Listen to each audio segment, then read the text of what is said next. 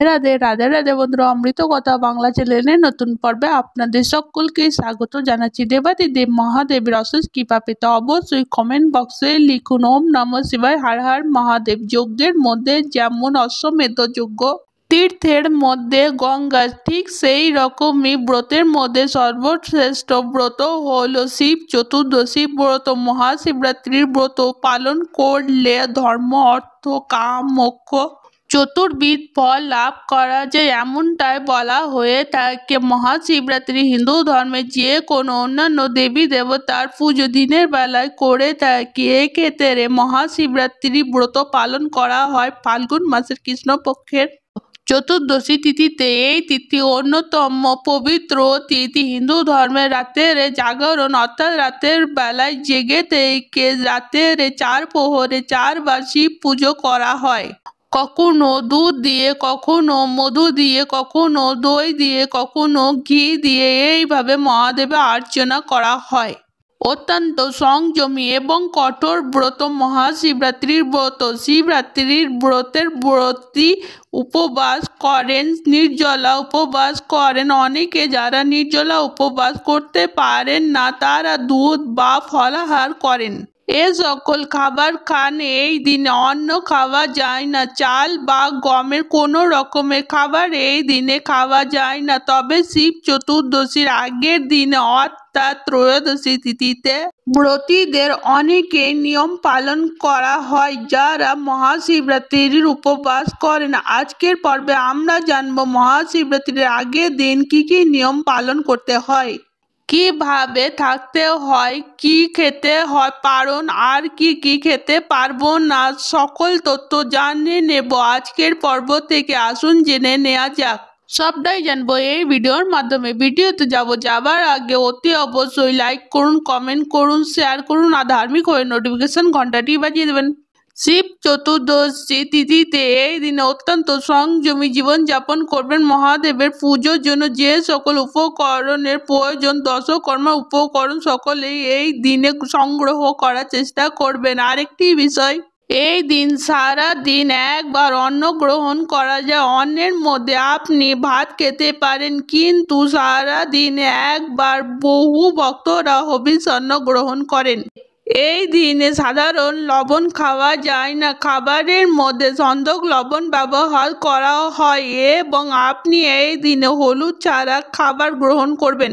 আপনি যদি রুটি খেতে অভ্যস্ত হন ত্রয়োদশী তিথিতে অর্থাৎ মহাশিবরাত্রির আগের দিন আপনি রুটি খেতে পারেন। এক্ষেত্রে সারা দিন একবার আহার গ্রহণ করা হয়। রাতের বেলায় বিছানাতে শুতে নেই, আপনাকে শুতে হবে নিচে কম্বলে অথবা খড়ের গাদায় বিছানাতে শুতেও হয়। এবং এই দিনে ব্রহ্মচর্য নিয়ম পালন করতে হয়। কটু কথা বলতে নেই। মহাদেবের কথা সব সময় মাথায় রাখবেন, ধ্যান করবেন মহাদেবের। এবং পরের দিন শিব চতুর্দশী তিথি ব্রত যাতে আপনি সঠিকভাবে পালন করতে পারেন, সম্পূর্ণ ব্রত পালন করা পর্যন্ত সেটিও আপনি ভাবতে থাকবেন মনে মনে সবসময়। মহাদেবের ধ্যান করবেন। যারা এই দিনে হবিষ্যান্ন খেতে পারেন না, এমনকি ভাত বা রুটি তরকারি খাওয়া যাবে। এই দিনে আপনারা পেঁয়াজ রসুন ছাড়া সম্পূর্ণ নিরামিষ সাত্ত্বিক আহার গ্রহণ করবেন। খাবারের মধ্যে আপনারা যে সকল সবজি ব্যবহার করতে পারেন তার মধ্যে টমেটো খাওয়া যায়, আলু খাওয়া যায়, লাউ খাওয়া যায়, মিষ্টি কুমড়ো খাওয়া যায়, চাল কুমড়ো খাওয়া যায়, এই সকল খাবার খাওয়া যায়। পটল খেতে পারেন, ঝিঙ্গা খেতে পারেন, এগুলি আপনি গ্রহণ করতে পারেন সবজির মধ্যে।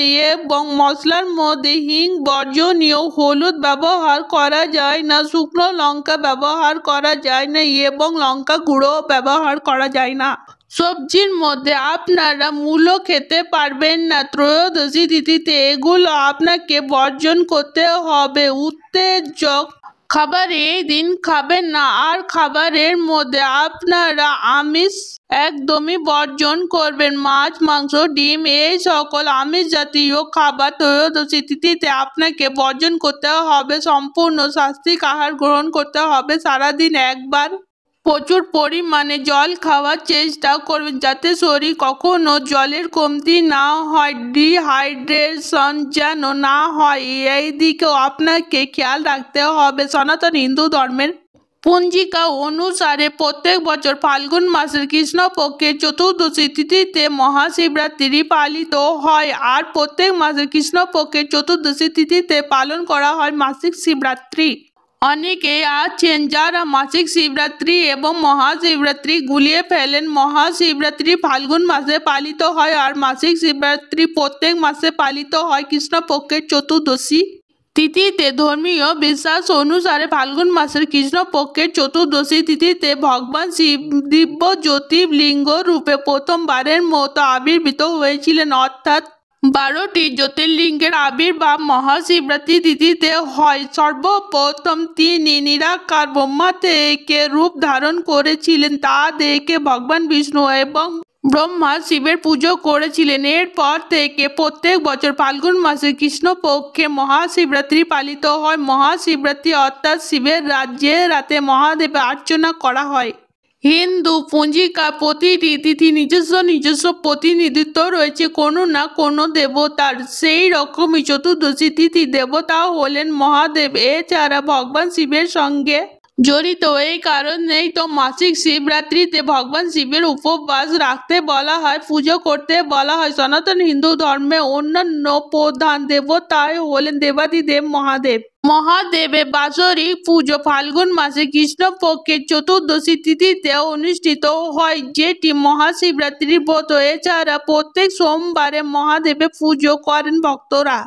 আর শ্রাবণ মাস জুড়ে প্রত্যেক সোমবারে মহাদেবের বিশেষ পুজোর আয়োজন করা হয়। অনেক ভক্ত পুরো শ্রাবণ মাস পালন করে। 16 সোমবার ব্রত শ্রাবণ মাস থেকেই তারা শুরু করেন।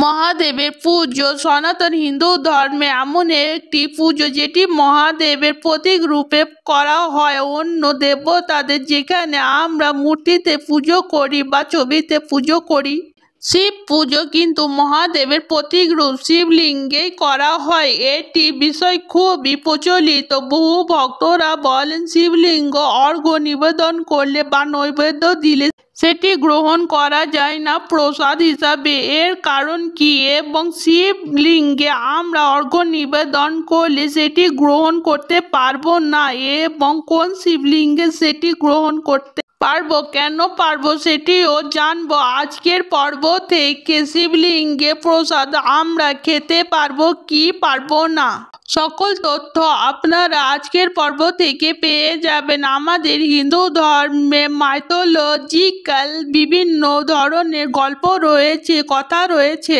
এই রকমই একটি মাইথোলজিক্যাল বিশ্বাস বলা হয় মহাদেবের মুখ থেকে কোনো সময় একটি গণের সৃষ্টি হয়েছিল।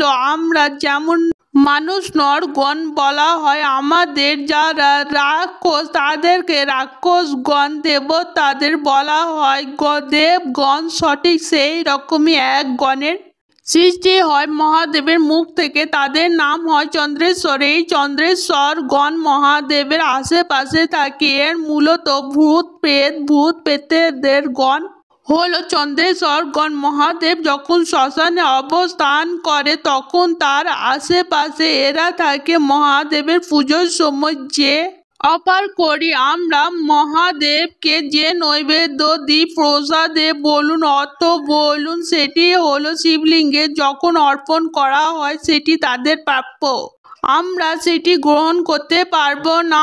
আমাদের মাইথোলজিক্যাল স্টোরি তাদের সেটিকেই বলেছেন। আপনারা যদি বাড়িতে মাটির শিবলিঙ্গ থাকে, পাথরের শিবলিঙ্গ থাকে অথবা পোর্সেলিনের শিবলিঙ্গ থাকে, চীনামাটি বলা হয় যাকে, এই রকম শিবলিঙ্গ যে অর্ঘ্য নিবেদন করা হয় সেটি এই গণের প্রাপ্য। চন্দ্রগণ যারা হলো মূলত ভূত প্রেত এবং মানুষ, যদি এটিকে গ্রহণ করতে বলা হয় এতে তারা একটু ক্ষিপ্ত হয়, রেগে যায়, পছন্দ করেন না। তাই এই রকম শিবলিঙ্গে যে পুজো হয়, অফার করা হয় মহাদেবকে যে নৈবেদ্য অর্ঘ্য সম্পূর্ণটাই কোনো জলে ফেলে দিতে হবে। পরিষ্কার জলে প্রবাহিত করে নদীতে ফেলে দিতে হয় বা পুকুরে, এবং তাদের নামে এটি থাকে। অন্যদিকে আপনার বাড়িতে যদি পারদের শিবলিঙ্গ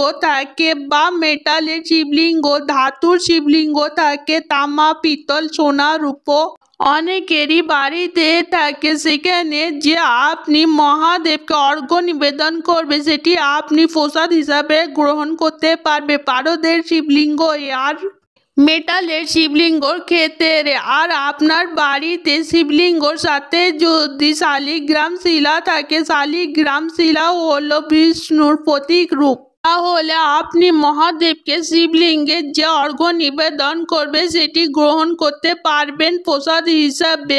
এটিকে বলা হয় আমাদের মাইথোলজিক্যাল স্টোরি অনুসারে। আর একটি মতামত রয়েছে শিবলিঙ্গ স্পর্শ হয়ে যাওয়া এমন অর্ঘ্য যদি আপনি নিজে করেছেন, যেমন বেল, সাধারণত গোটা গোটা ফল মহাদেবকে নিবেদন করা হয়, যেমন বেল, কলা, শসা, শাক, আলু, এই ধরনের ফলগুলি মৌসুমী ফল। সেগুলো যখন শিবলিঙ্গের সঙ্গে স্পর্শ হয়ে যাচ্ছে সেটি গ্রহণ করা যায় না। প্রতিদিন মহাদেবের সামনে অন্ন প্রসাদ রাখা হয়, সেটি শিবলিঙ্গের সঙ্গে স্পর্শ হচ্ছে না। যেমন অনেকে গোটা গোটা ফল দেন, তারপরে অনেক রকমের অন্ন ভোগ দেন। আপনার বাড়িতে অনেক রকমের নিয়ম রয়েছে, সেটি আপনি প্রসাদ হিসাবে গ্রহণ করতে পারেন। কিন্তু আপনার বাড়িতে যখন মাটির শিবলিঙ্গ, পাথরের শিবলিঙ্গ থাকে অথবা পরিলিমের শিবলিঙ্গ থাকে, সেটির সাথে স্পর্শ হয়ে আপনি যে অর্ঘ্য নিবেদন করবে সেটি গ্রহণ করবেন না। সেটি চন্দ্রস্বরগণেদের প্রাপ্য, তারাই এটিকে গ্রহণ করবে, তাই এগুলো নদীতে বিসর্জন দেওয়া হয়। আজকের পর্ব থেকে আমরা বুঝতে পারলাম যে শিব পুজোতে আমরা যে প্রসাদ অর্ঘ্য নিবেদন করি সেটি কিভাবে গ্রহণ করব বা কখন গ্রহণ করব আর কোন শিবলিঙ্গে দিলে সেটি গ্রহণ করা যাবে। মহাশিবরাত্রির ব্রতের প্রীতি ও শুভেচ্ছা জানিয়ে আজকের পর্ব এখানেই সমাপ্ত হলো।